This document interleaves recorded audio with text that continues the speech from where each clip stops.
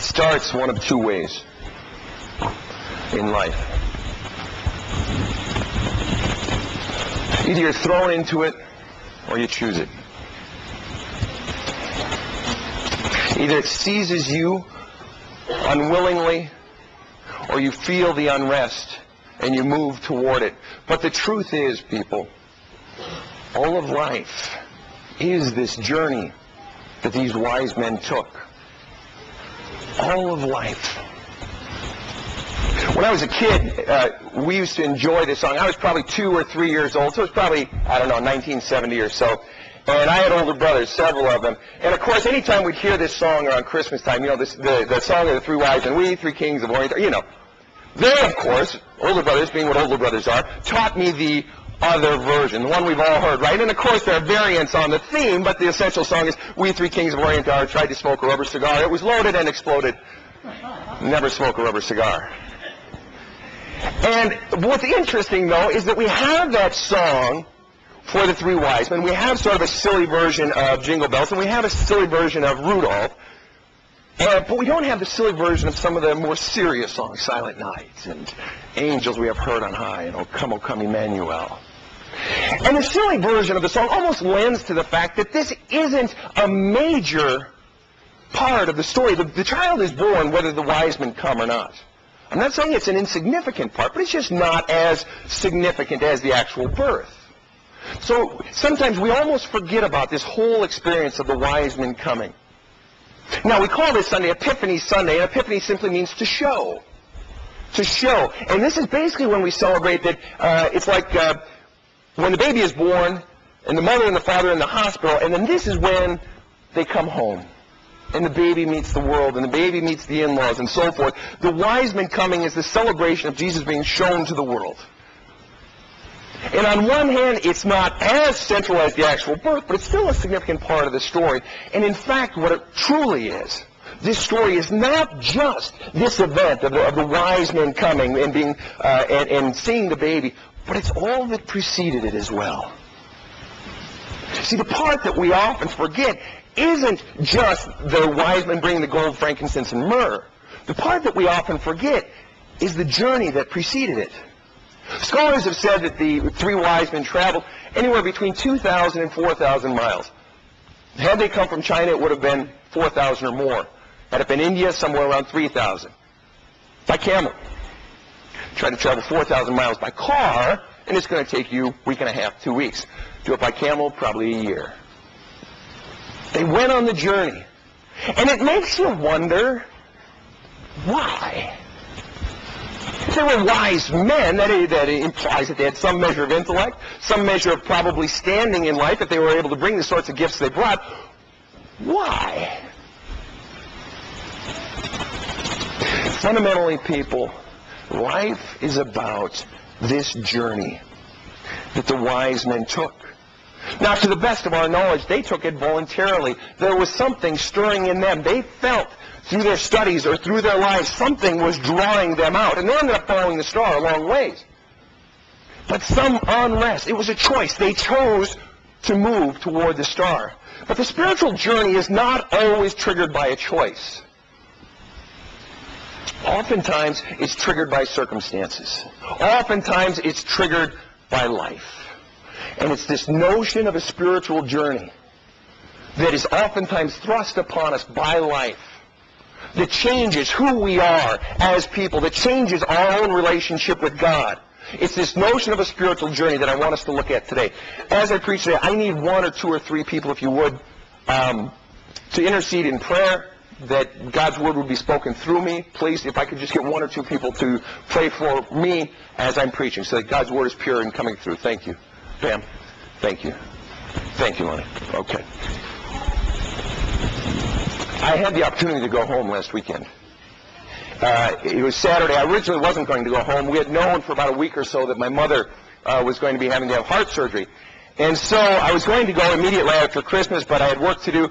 But I wanted to get back. Should I go back? Should I stay? Should I go back? Should I stay? And it got to be about Saturday afternoon, and I knew that the surgery would likely be in January, open heart surgery. And if I didn't go now, I wouldn't get a chance to see her. And I knew that if something happened, I'd feel terrible. So I decided Saturday afternoon to go back. to Minneapolis. Drove back 12 hours and got back just in time to go to church with my parents at their church. And then after church, Mom had to go home and lay down. And so I went to lunch with a couple, an old family friends. Man and woman, roughly 80, 85 years old. And I've known this couple for nearly my entire life. Good family friends. I trusted them. They've walked me through different stages of my life as well as my siblings, so on and so forth. And we sat down to lunch in this sort of cafe grill, and the woman and man were sitting across from me, this older couple, and the woman says to me, "Sven, I have a question for you." And right as she started to speak, the waitress came over and interrupted, "Can I take your drink order," all that. Waitress left. The woman says, and I said, "Okay, you had a question for me." She says, "Yes, Sven." Bear in mind, this is an 82, 84-year-old woman. Dainty old gal, lovely. I mean, just beautiful spirit. Her husband, just a great guy. Married probably, 50, 60 years. Just pure spirits, good Christians all their lives. I mean, beautiful people, really. And not modern, very, not necessarily reserved, but proper, as would be fitting of a World War II generation couple. And she said to me with this wry, cat that ate the canary grin, "Sven, is it appropriate for a husband during the passing of a piece to put his hand on his wife's bottom?"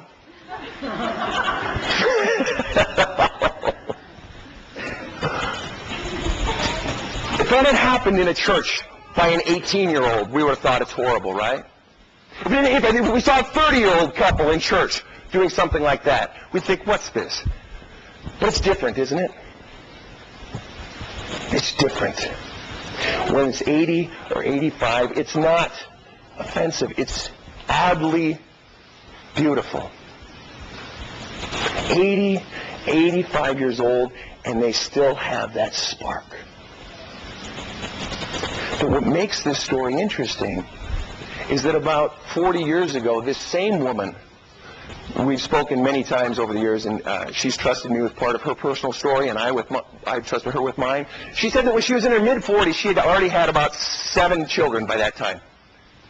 They had stopped having children at 7, and she and her husband were doing fine. His career was fine, but she discovered when she was in her mid-40s that she had fallen out of love with her husband, and that's to use a modern term. That wasn't a term in common parlance back then. She didn't feel in love with her husband, and she goes on to tell this story, and she's told it to me a few times. She goes on to tell this story that for about the next 20 years, she went through a sort of darkness in her life.